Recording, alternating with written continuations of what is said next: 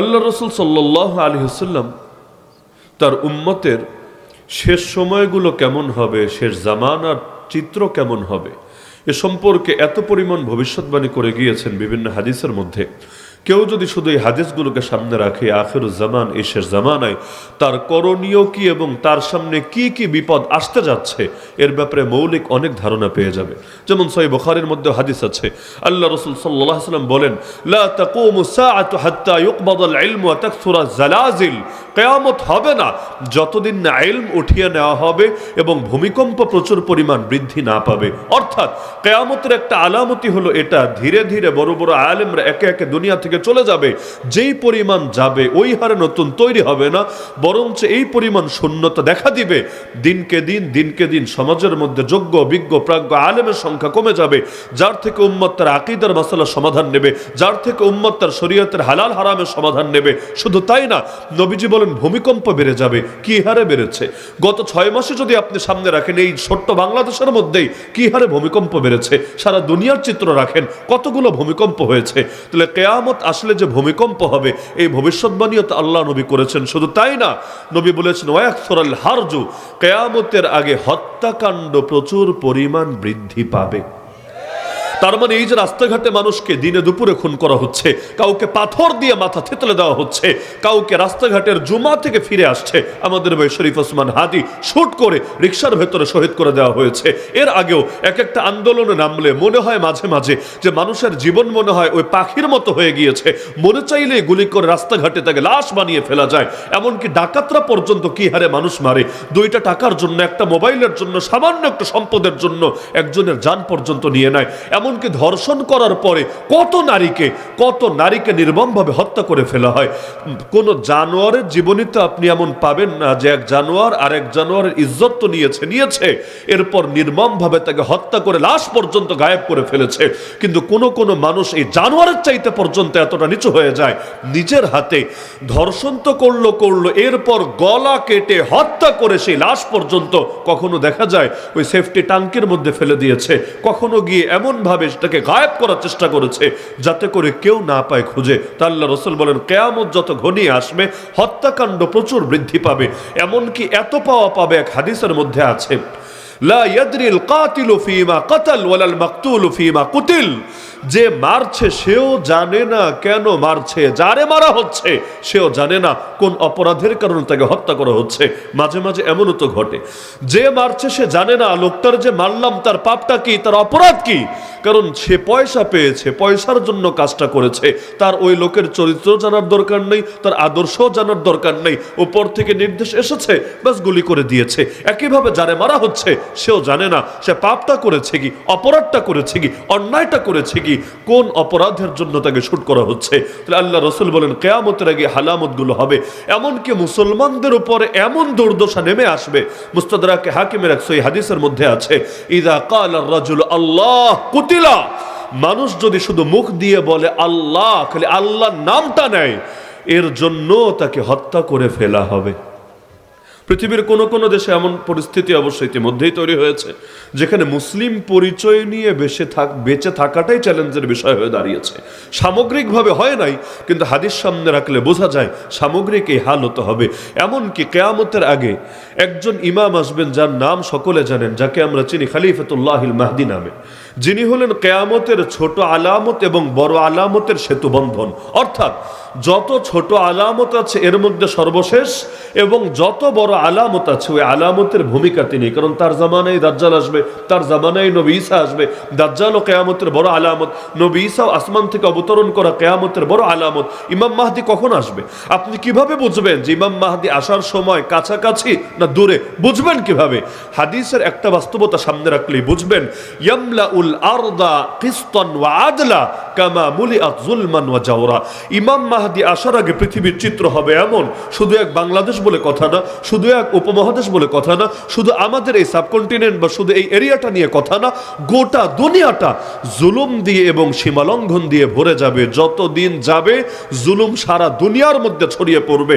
এই জুলুম যত বাড়বে এটাই প্রমাণ করবে যে মাহদি আসার সময় হয়তো বেশি বাকি নাই, মাহদি আসার সময় হয়তো ঘনিয়ে এসেছে। কারণ ইমাম মাহদি এসে মূল যে কাজটা করবেন হাদিসের মধ্যে আছে, তিনি পৃথিবীটাকে আবার ইনসাফ দিয়ে, ন্যায় বিচার দিয়ে ভরে দেবেন, যেমন ইতিপূর্বে সেটা জুলুম এবং সীমালঙ্ঘন দিয়ে ভরে গিয়েছিল। তাহলে কিয়ামতের আগে যতই আপনি আশা করেন মনে হয় আগামীর দিনগুলো ধীরে ধীরে ভালো হবে, আশা করতে দোষ নাই, মনে মনে মন কলা খেতেও দোষ নাই, লেকিন বাস্তবতা হলো যতদিন যাবে পরিস্থিতি ভালো হবে না, বরং আরো খারাপ থেকে খারাপ হতে থাকবে। বুখারী শরীফের মধ্যে হাদিস আছে, প্রত্যেক পরবর্তী দিন আগের দিনের চাইতে খারাপ হবে, প্রত্যেক পরবর্তী দিন আগের দিনের চাইতে খারাপ হবে। এক পর্যায়ে অবস্থা এমন হবে, মাটির উপরে যারা আছে তারা আফসোস করে বলবে, হায় ওই মাটির ভেতরে যারা শুয়ে আছে, আমরা যদি থাকতাম আজকে ওদের জায়গায়, হয়তো ইমানটুকু হেফাজতে থাকতো, হয়তো আমরা দুনিয়ার মধ্যে থেকে ওই ইমানটুকু নিয়ে যেতে পারলে স্বস্তি অনুভব করতাম, না হলে এত যাতনা এত যন্ত্রণা তো আর সহ্য হয় না। ইমান হুমকির মুখে পড়েছে, নিজেকে নিরাপদ তো ভাবতে পারছি না। তাহলে এই রকম অবস্থা হবে। হ্যাঁ, এই হাদিসটা শোনার পরে একজন ইমামকে তার শাগরেদ প্রশ্ন করলেন যে, হযরত, যদি এটাই বাস্তব হয় যে প্রত্যেক পরবর্তী দিন আগের দিনের চাইতে খারাপ হবে, তাহলে ইয়াজিদের মতো খারাপ শাসকের পরেও তো ওমর বিন আব্দুল আজিজ রাহমাতুল্লাহ আলাইহির মতো ভালো শাসক এসেছে, তাহলে আমরা কি বাস্তবতা বিশ্বাস করব নাকি নবীর হাদিস বিশ্বাস করব? কারণ যা চোখে দেখি এটা অবিশ্বাস করা যায় না, আর নবী যে মেসেজ দিয়েছেন সেটাও ভুল হতে পারে না।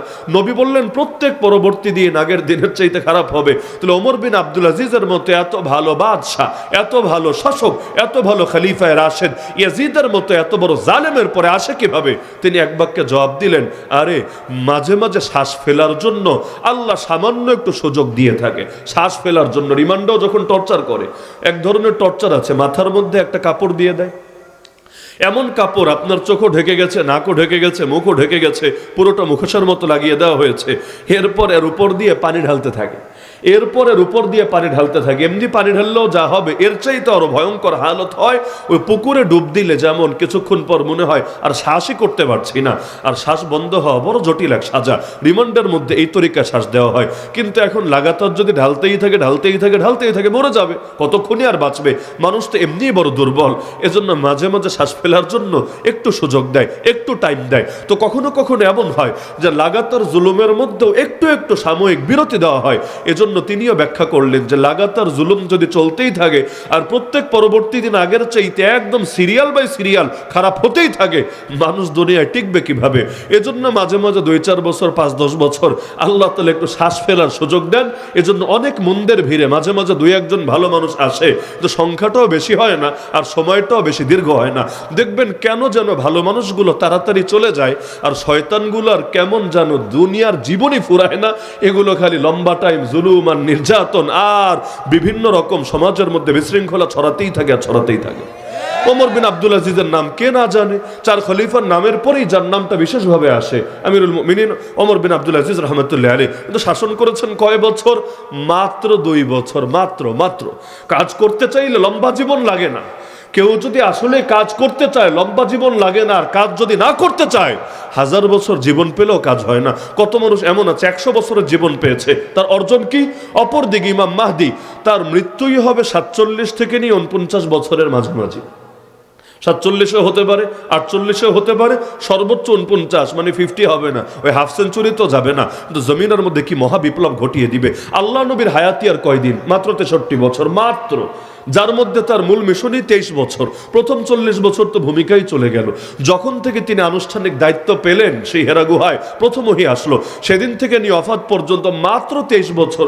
ওই 23 বছরের মধ্যেও 3 বছরের জেলের জীবন আছে, মক্কার 13 বছরের জুলুমের দিন আছে। এগুলো বাদ দিলে সুযোগই পেলেন কয়দিন? এমনকি নবীর রাজনৈতিক জীবন তো মাত্র 10 বছর। ওই 10 বছরের মধ্যে 27টা যুদ্ধ নিজে করলেন, 47টা যুদ্ধে আরো বাহিনী পাঠালেন। এরপর সব মিলে ঠান্ডা মাথায় থাকার সুযোগ পেলেন কয়দিন? কিন্তু আলহামদুলিল্লাহ এমন এক বিপ্লব ঘটিয়ে গেলেন, এমন এক আদর্শ রেখে দিয়ে গেলেন, কিয়ামত পর্যন্ত সমস্ত মানুষ যদি এখান থেকে শিক্ষা নিতেই থাকে, ওদের জীবন ফুরাবে তাও শিক্ষা নিয়ে, নূর নিয়ে, আলো নিয়ে, আদর্শ নিয়ে শেষ করতে পারবে না। এমনকি শুধু আল্লাহ নবীরই ছিল 63 বছর তা না। আবু বকর রাদিয়াল্লাহু আনহু যখন ইন্তেকাল হয় তখনও তার বয়স 63। ওমর রাদিয়াল্লাহু আনহুকে বাদ দিয়ে বাকি আরো যে 2জন খলিফা তারা যখন শহীদ হন তাদেরও বয়স 63। এমনকি আম্মা জান আয়েশা রাদিয়াল্লাহু আনহার যখন ওফাত হয় তখনও তার বয়স 63। ইমাম নববী রাহমাতুল্লাহ আলাইহি এগুলো উল্লেখ করে বলেন, আল্লাহ যে কি রেখেছেন 63-র ভেতরে আল্লাহই ভালো জানেন। তবে তিনি একটা সিদ্ধান্ত উপনীত হয়েছেন যে কামেল জীবন 63 বছর হলেই চলে। কামেল জীবন, পূর্ণাঙ্গ জীবন, কাজ করার জীবন 63 বছর হলেই চলে, এর চাইতে বেশি লাগে না। যদি রাখতো আল্লাহ তাদেরকে আরো বেশি হায়াত দিতেন, কারণ আমার আল্লাহর ভান্ডারে তো কোনো কমতি নাই। আপনি ইতিহাস ঘটলে দেখবেন অধিকাংশ বড় বড় মানুষ তারা হয়তো খুব বেশি দিন কাজ করার সুযোগ পান নাই, কিন্তু অল্প দিনই এমন কাজ করেছেন আলহামদুলিল্লাহ, ইতিহাসে তাদের নাম আজও স্মরণের অক্ষরে লেখা থাকে।